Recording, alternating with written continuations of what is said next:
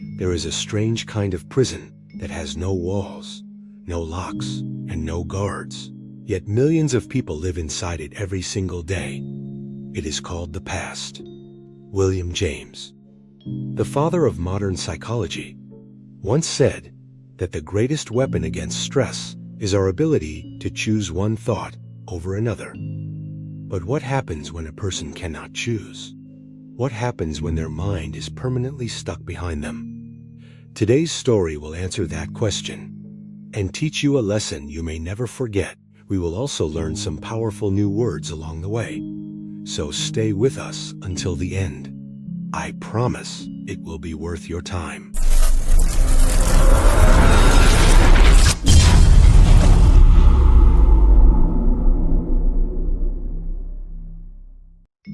Once in a quiet riverside town, there lived a man named Edmund. Edmund was not a bad man. In fact, he had once been full of life. But 3 years ago, he had lost his small shop in a flood. That one event shattered something deep inside him. From that day forward, Edmund could not stop looking back. He would sit at the riverbank every morning and stare at the spot where his shop once stood. He talked about it to anyone who would listen. He dreamed about it at night. Every new day felt like an insult to him, because it was not the day before the flood. One morning, a young girl from the neighborhood watched Edmund walking along the riverside path. But something was strange. He was walking forward, yet his head was turned completely backwards, his eyes fixed on where he had come from. The girl ran to her grandmother and said, "Grandmother, the old man is walking but looking the wrong way." The grandmother nodded slowly and said, "Yes, child. He has been doing that for 3 years now, and that is why he keeps falling." The girl thought about this for days.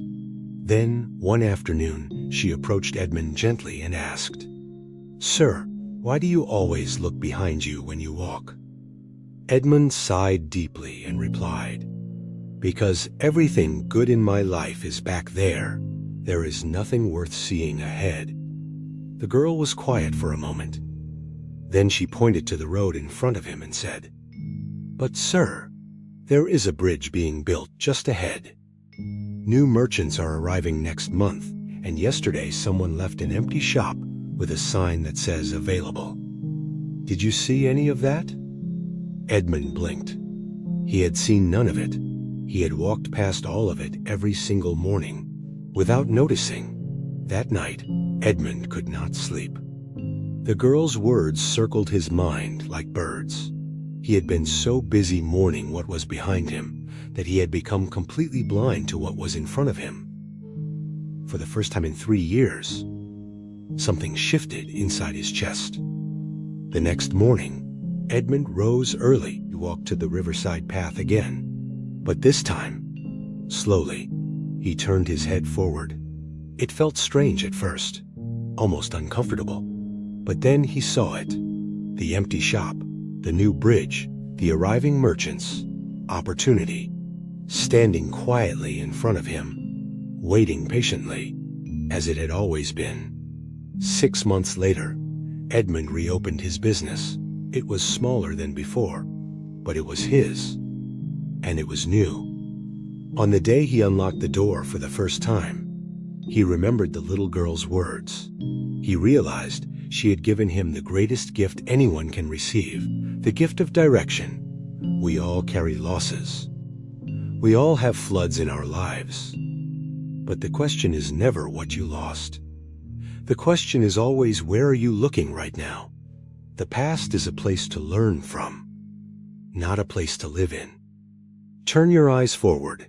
Your next opportunity is already standing in front of you. It is simply waiting for you to look. If this story moved you, give it a thumbs up. Share it with someone who needs to hear it. And subscribe to stay with us. See you in the next story.